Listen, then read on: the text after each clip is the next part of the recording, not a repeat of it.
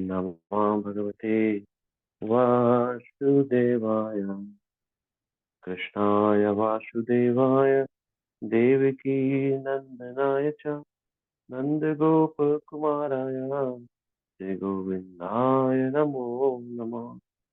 नमः पंकजनाभाय नमः पंकजमालिनि नमः पंकजनेत्राय नमस्ते पंकजाग्रे। नारायणं नमस्कृत्यं नरं चैव नरोत्तमं देवीं सरस्वती व्यासं ततो जयमुदीरये। शूर्णं कथा कृष्णं पुण्यश्रवणकीर्तनं तदन्तुस्तु भद्राणि विधुनोति शुभच्छदा।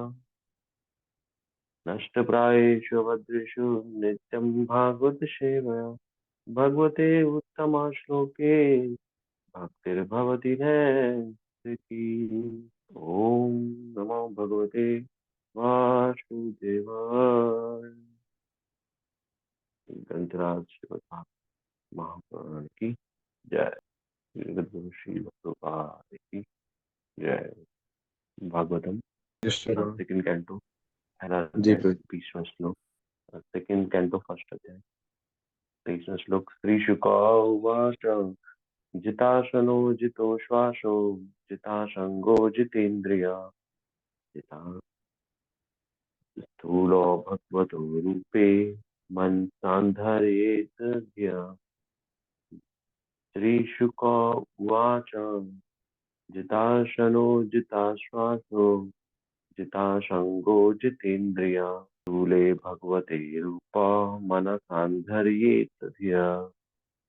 हरि ओम। रिपीट हरे कृष्ण प्रभु जी।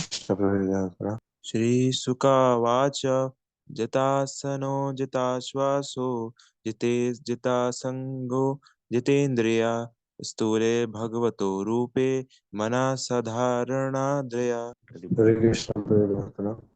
श्री शुकवाच जितासने जितश्वासो जितसंगो जितेन्द्रियाः स्थूलभागवतो रूपः मनसंधारणाद्युद्धया। हरे कृष्ण प्रभु जी। जी माता जी। जितासनो जित श्वासो जित संगो जितेन्द्रिया स्थूले भगवतो रूपे मनसना धारयेत् विद्रितया। कोई और भक्त होगा कल राजा कल जो हमने श्लोक पढ़ा उसमें राजा परीक्षित ने पूछा था कि पूछा था कि जो मन होता है हमारा उसको कैसे हम किसी अपने हम मन को स्थापित करें ताकि जो हमारे जो गंदे विचार हैं उनसे हम क्या कर सके अपने मन को दूर कर सके। आज के इसमें श्री अब भगवान पर राजा परीक्षित सुखदेव गोस्वामी जी उत्तर दे रहे हैं कि मनुष्य को बैठने की मुद्रा को नियंत्रित करना चाहिए। यौगिक प्राणायाम द्वारा सांस प्रक्रिया को नियंत्रित करना चाहिए और इस प्रकार मन और इंद्रियों को नियंत्रित करना चाहिए तथा बुद्धि से मन को भगवान की स्थूल शक्तियों यानी जिन्हें बिना विराट रूप कहा जाता है उनमें लगाना चाहिए। तो तात्पर्य प्रभुपाद जी कह रहे हैं तात्पर्य शील प्रभुपाद की जय। कह रहे कि भौतिक रूप बद्ध जीव भौतिक रूप में लीन मन उसे आत्मबोध की सारी सेवा से परे जाने की अनुमति नहीं देता है और इस प्रकार स्थूल भौतिकवादी के चरित्र को ढालने के लिए ध्यान के लिए योग प्रणाली यानी बैठने की मुद्रा और श्वास प्रक्रिया को नियंत्रित करना मन को परमात्मा पे स्थित करना निर्धारित की गई। जब तक ऐसे भौतिकवादी भौतिक रूप से लीन मन को शुद्ध करने में सक्षम नहीं होते तब तक उनके लिए पारलौकिकता के विचारों पर ध्यान केंद्रित करना असंभव है और ऐसा करने के लिए व्यक्ति अपने मन को भगवान के स्थूल भौतिक या बाह्य स्वरूप पर स्थित कर सकता है। भगवान के विशाल रूप के विभिन्न भागों का वर्णन निम्नलिखित श्लोकों में किया गया।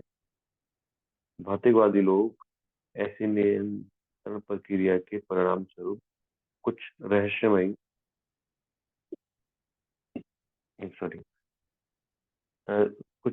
शक्तियां प्राप्त करने के लिए बहुत उत्सुक रहते हैं, लेकिन यौगिक यौगिक नियमों का वास्तविक उद्देश्य काम, क्रोध, लोभ और ऐसी सभी भौतिक अशुद्धियों जैसी संचित गंदगी को मिटाना है।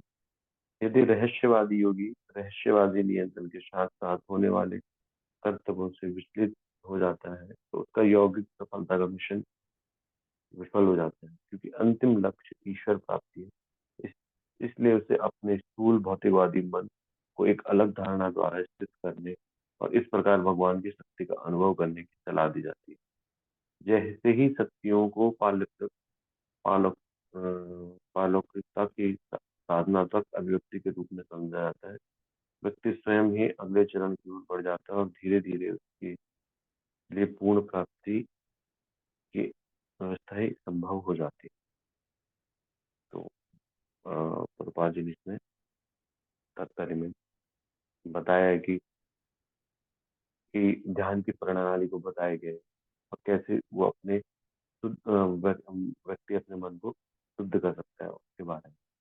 तो ग्रंथराज श्रीमद् भागवत महापुराण की